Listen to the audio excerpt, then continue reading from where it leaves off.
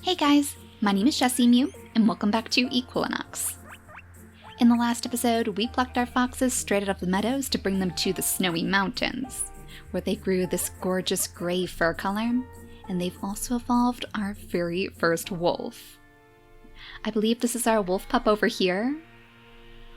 Oh my gosh, this is the first time that I'm actually looking at it. It looks like the star may have disappeared though. I guess that means that this is going to be our wolf pup's home.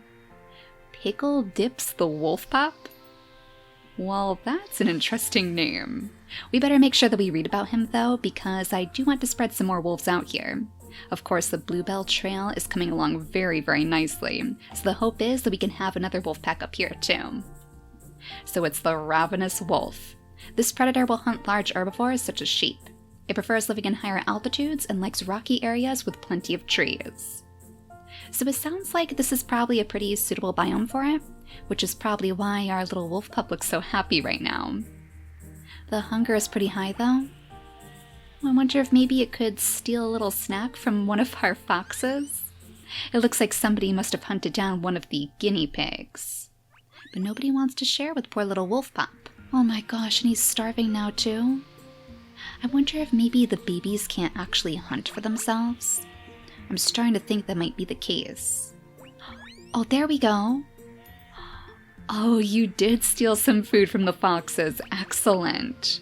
So as long as there is some sort of meat around here, it looks like any carnivore can come by and steal a taste.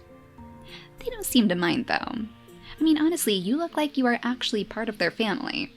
These gray foxes look so much like wolves themselves. And I wonder what other sort of colors we can change them into. Oh, wait a second, look at this. We can also increase their attack power. And their pounce power, of course. Quite a few animals in Equilinox seem to have that common trait.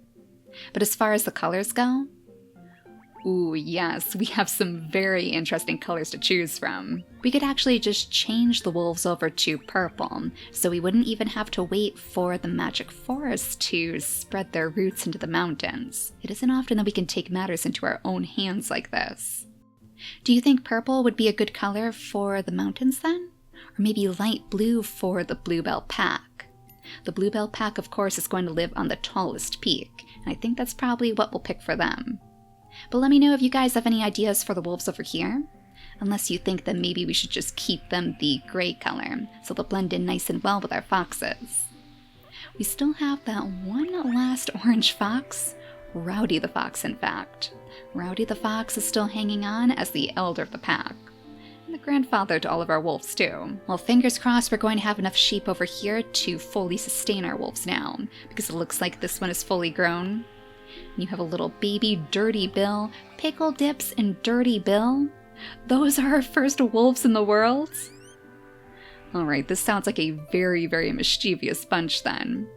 Maybe we should actually consider placing a few more herbivores down here. A few more guinea pigs, a few more sheep. I would imagine that the goats would probably work good as a food source for the wolves too. Why don't we actually see if we can place some goats in here then? I'm sure they would be happy. It's pretty much the same as the peak over there. We just have to make sure that they have enough food to eat.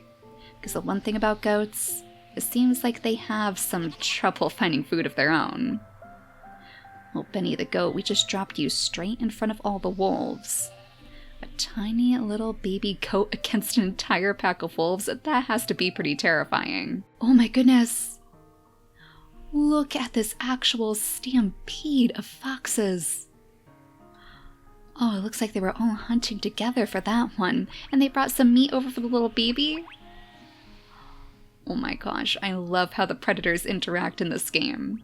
We didn't see this sort of behavior with the bears over here, because I guess they're more interested in the honey. Oh, and speaking of which, are any of the ducks eating the honey now? Stealing from the hive, perhaps? Oh, this little baby is. Clarence the baby duck. Oh, we could make the Peacock out of you. Let's start evolving that right away before he goes for a taste of the water plants instead. It looks... Oh, I was going to say it looked like his parent was bringing him down to the water. I'm not sure if that was your mother or your father. But now you're all alone, you poor thing. All alone in a land full of bears. though the baby bears might make some pretty good friends. Is that Winston the baby bear? I think that's who I clicked on. And Yeller too. You know, we did want to change the bears over to a bit of a more golden color. I wonder if you could actually help us out with that, old Yeller. Yeah, let's see how much it's going to cost to just change that up a little. Oh no, that is far too expensive. We would have to seriously dilute that, and then I'm not sure if it would even be worth it at that point. Yeah, maybe beige is not the color for us. Look at that, white takes 10 million points. Oh my gosh, our bears are seriously greedy. At least we evolved the peacock though. And there's our very first peacock egg. Well, surely they're going to enjoy eating from these hives, so I would imagine that we're probably going to have to keep them nearby. Before it hatches though, if we can, let's see if we can read about it first. A beautiful flamboyant bird. The peacock lives in either lush, grassland, or woodland biomes and prefers to have flowers in its habitat. This bird has a fantastic plume of tail feathers, which it uses occasionally to ward off enemies or other peacocks. Why am I not surprised? It sounds like if we want to make a suitable home for the peacocks, we have to make sure that it's as beautiful as those tail feathers are. We do have a pretty good selection of flowers out here, and that was mostly for the bees' sake. But I definitely feel like the Lush Biome would be a little bit more suited to them. Look how many flowers we have out here. The land is that beautiful pink color too, and I'm almost positive that it was one of the animals who could live in the Lush Biome. Yeah, we actually almost unlocked every single one of the animals here. Do you think maybe we should place some bees in here too? I mean, it seems pretty happy with the area. I'm not sure if we're going to be able to place poppies over here though. Poppies to sedate the bees. So we better make sure that it's very far away from our bamboo forest. Unfortunately, the higher we go, it seems like the worse it gets. I guess that's because there's not quite as many flowers up this way. So we'll have to do a little bit of tweaking, but for now, let's just pop one of the hives down right here. That should be far enough away from the bamboo that any creatures who are hiding inside shouldn't have to worry. We certainly don't want our future panda bears getting all stung. Oh, did you finally hatch? Oh my gosh, you are adorable. Are you missing your beak though? I think it might be there. It's really, really hard to see. There it is. You can see it better from that angle. But when you look over here, like, am I crazy or can you actually not see the bird beak from this angle? It's like it literally disappears. Oh, my special little bird, that is going to make it very hard for you to steal any honey. Oh, but it looks like one of the water lilies right here, right next to our peacocks, has actually grown a whole new color. Oh, unfortunately, it is very, very dull. Not the sort of thing that a peacock would want to see at home. Maybe that's a good omen that we should leave this place behind. Bring you somewhere else where the scenery is much brighter. I'm sure you're going to be sad to leave Clarence behind, though. It looks like Clarence may have grown up now. But before we go any further, let's make sure that we know exactly what it's going to eat, because I don't think I checked that. It eats wheat, fruit bushes, and fallen fruit. Oh, so that means it's not actually going to eat from the hive? Oh my gosh, and you're starving now. Oh, where are we going to put you? I don't think I have any fruit over here. In fact, I'm not really sure where we could put you where fruit is. I think it said that it also lives in the woodland biome, right? Maybe we could put our very first peacock over here instead. Over here with our deer in the dark forest. Oh, if we can find a good spot to place him. Somewhere where the berries haven't been eaten yet. There you go, little guy. Just in time, as long as the deers don't steal the berries. There you go, now you're feeling nice and full. Oh, Nina the peacock. It looks like she really likes it here, because she's waddling off right away to go find some more food. Well, as long as you can handle sharing with all the deer, I think you should be fine. The guinea pigs don't really get underfoot. Ooh, but what's this? Oh, did we have another tree mutation? Oh my gosh, our oak trees have all turned this strange brown color, almost as if the leaves are already dead on the trees. Is this perhaps the energy of the dark forest leaching it straight from the oak tree's leaves? Oh, how menacing. And the dark tomatoes have really taken over. At least our bunny's garden looks like it's actually housing some vegetables today, though. We have little carrots poking out of the ground, we have some tomato plants, and we even have some oregano too. Lots of different plants to keep the bunny family happy. But yeah, this over here, this I do not like to see. And I'm sure that our beautiful peacock is not going to be too happy with those leaves either. Oh, look at you. You are gorgeous. So I guess when it feels frightened by predators, that's when it's going to open up that magnificent tail. But it shouldn't really be too much of a problem out here. We don't even have any bees around to bother the animals in the forest. So all in all, I think you're going to have a pretty comfortable life. Looks like you certainly are. Already on generation 2. Well, let's take a quick peek at our Lush Biome again, but we'll go to the plants this time and see what sort of plants can live inside the Lush Biome itself. There must be something here that we could use as some sort of food for the peacocks. Though to be honest, oh, there we go. Blueberry bushes, orange trees, cherry trees too. That one evolves from the red tree, and I'm not surprised to see that. So maybe that would be the place that we need to look next. A nice big cherry tree for our Lush Biome that should certainly help feed the peacocks. All we need are some herbivores nearby, and a pretty strong Lush Biome. So I guess that means we have to figure out what sort of herbivores we can bring here first. We could bring the sheep in here. That seems to be pretty much it. There are beavers too, but we haven't unlocked those yet. Those actually come from the rabbits. So for beavers, we need bulrush nearby and wobbly trees. Ooh, I wonder if we even still have our wobbly trees. One lone wobbly tree standing over here. Oh no, 2 lone wobbly trees. I didn't see your son over here. I'm very, very sorry. So I guess we could put some bulrush right up against the water's edge and invite a new group of bunnies to live here. The question is, are the bears going to enjoy their bunny neighbors? I don't know. Something tells me they're probably going to have to keep their distance. Well, I think we're going to come back and revisit that in the future, and for now we'll focus on getting the sheep to live here instead. I mean, we already have some sheep overlooking them way up on top of the hills. I guess it wouldn't be that out of the question if they sent a few down the slopes. We'll just have to make sure that they have food to eat, and I'm not sure if the lush grass is going to be enough. They will have trees over here, but does the lush grass count as something that they can eat too? It has food points, so I guess let's see. Let's see what they think about this place. Well, it's not that bad. The suitable biome is actually pretty high. Much higher than I thought it was going to be.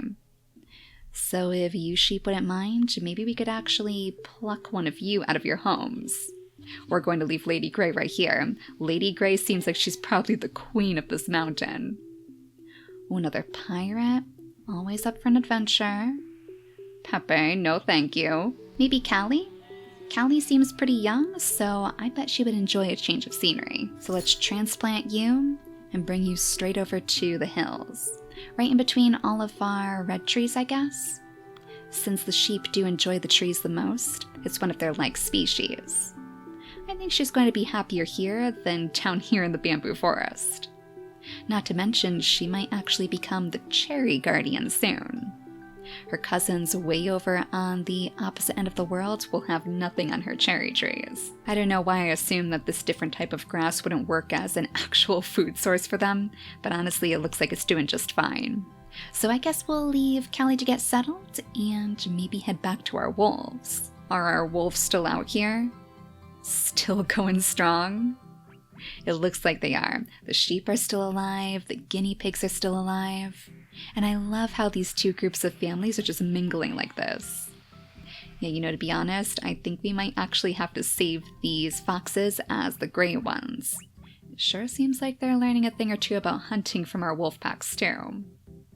I wonder if we could come up with a combined name for their family, something that would represent the fleet and nimble foxes, but also the tough and hardy wolves.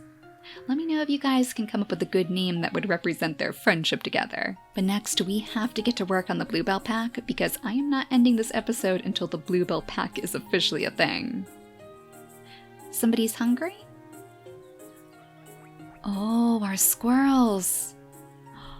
Oh my gosh, they're dropping like flies. This is what's been happening to our squirrels.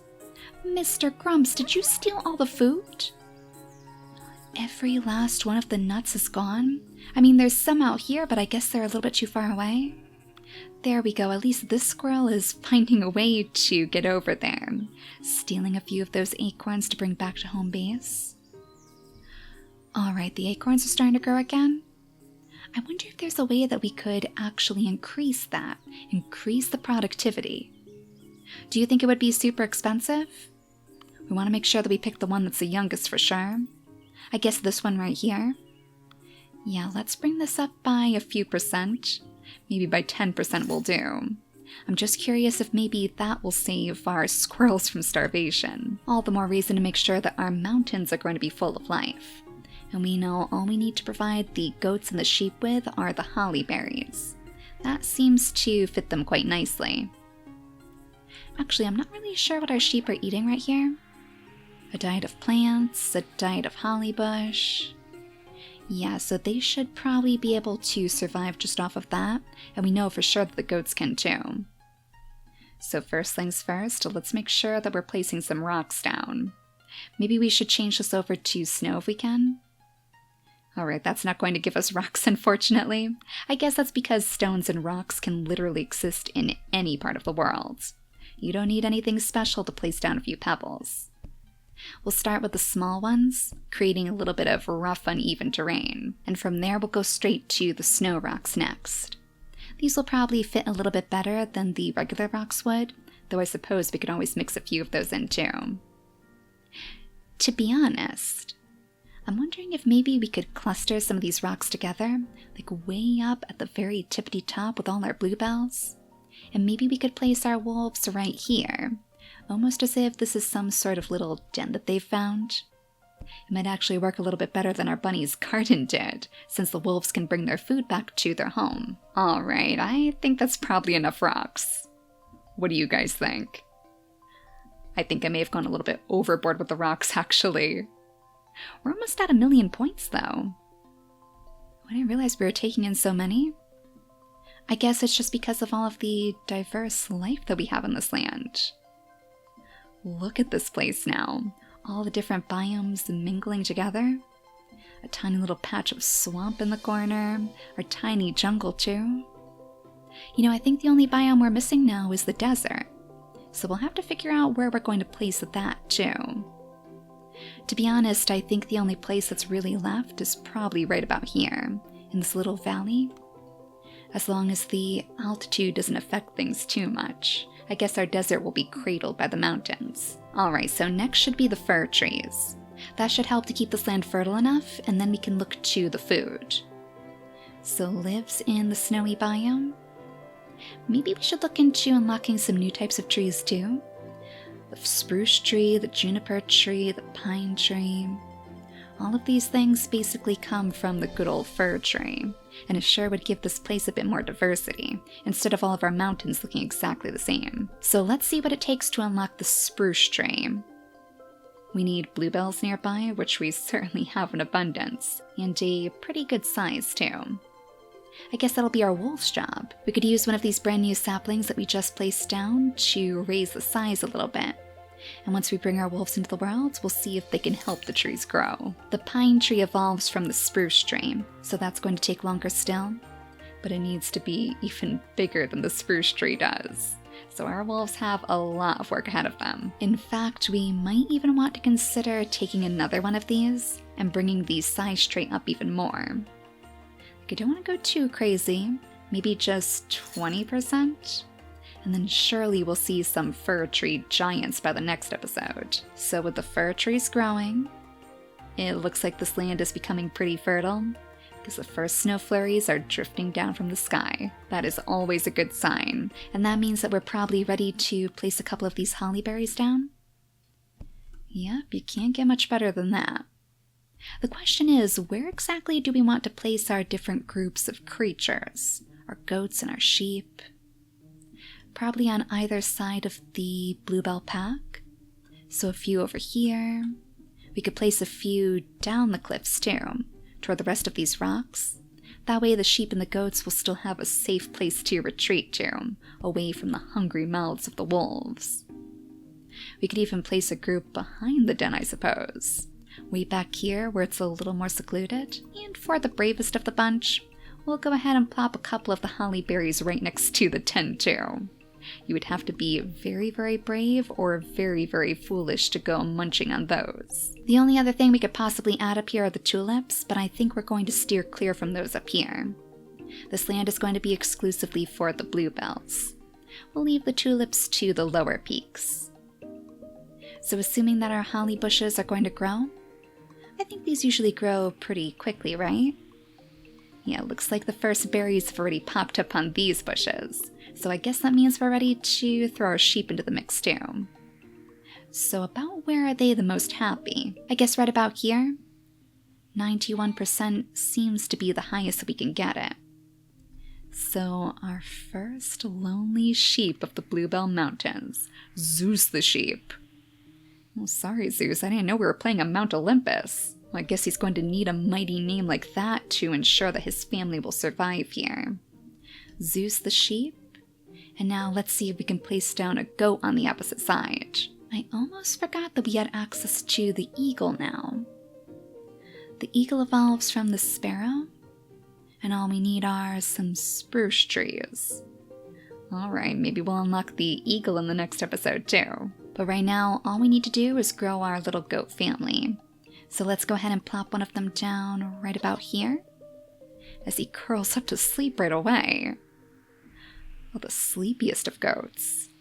Texas the goat, I don't think you're going to want to sleep on the job for very much longer, because we're about to place our Bluebell Pack into the world. Oh my goodness, look at this. The mountain is just crawling with foxes and wolves.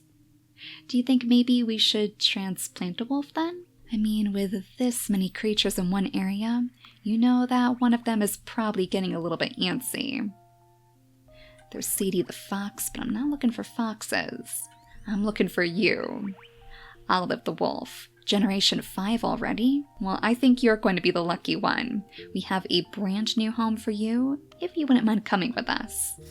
So let's transplant our wolf, and we'll drop her down right in the middle of all these rocks. And hopefully this will be a good enough environment. Yeah, seems pretty good, and her health is going straight up again too. Probably because there aren't quite so many cousins crowding around her. So the very first Howls of the Bluebell Pack have arisen with the sun. Sadie is the queen of the Bluebell Heights, and she can watch down on the entire Mew Meadows from her snowy throne. I'm not sure if we're going to have enough points now, since we've spent so much just moving her. But let's see if we can tweak her baby's colors just a little bit. This light blue color, if we bring it all the way down here to a price we can afford. At least that tints their fur a little bit, so it'll kind of be like the situation with Griffin's family and with Admiral's family too. We just gradually changed their color over to the one that we were looking for, and now Griffin's family is as gold as can be. Oh, and I almost forgot about our sheep over here. Well, it looks like you guys have certainly taken off. We might be able to start evolving the red tree now. Yes, into the cherry tree. Good thing we still have a few more of those points left over. The spiral tree looks pretty gorgeous too, but one step at a time. So in the next episode, assuming that we can finish that evolution before the tree itself passes away, oh my gosh, that is going to take ages. As more life sprouts up in these hills, we'll be able to bring a more diverse group of species there too. Like our lilac foxes perhaps, which I am still very excited to introduce to the Lush Biome as well. Oh, and the family is growing! Our first Bluebell pup.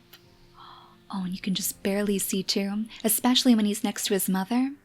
He definitely has a bit of a bluish tint to his fur, so everything is going according to plan.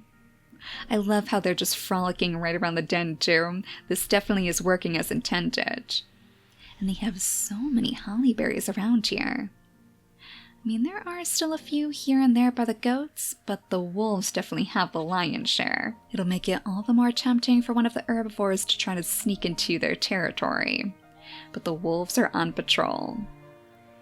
Oh my gosh, it looks so gorgeous up here.